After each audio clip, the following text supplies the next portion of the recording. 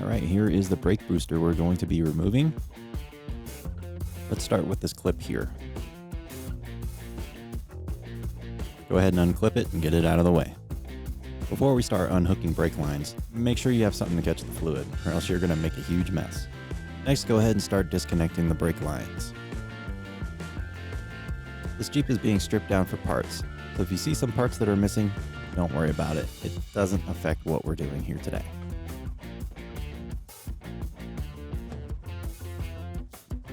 Once the top two lines are loose, follow the lines down to the brake proportioning valve. Go ahead and loosen the two lines and get those out of the way.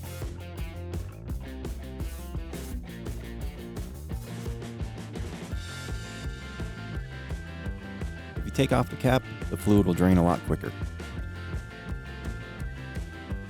Don't forget to remove the vacuum line as well. Now you have this bracket that holds the valve in place. Go ahead and remove the two nuts and get it out of the way.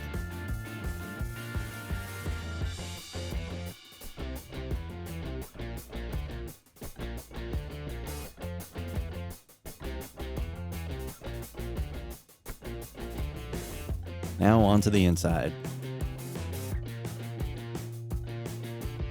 This is optional. I do like to remove the seat. That way it gives me a lot of extra room. Even with the seat out, there's still not a whole lot of room.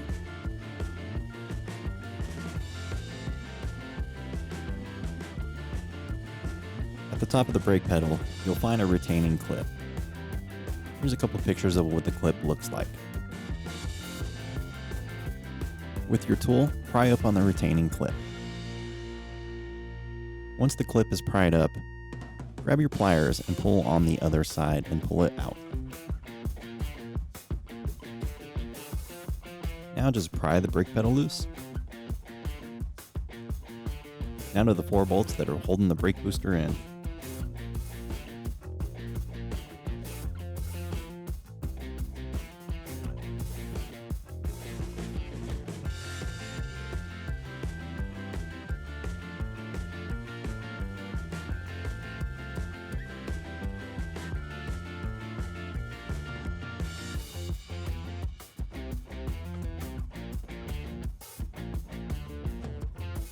That's it. It should be ready to pull out.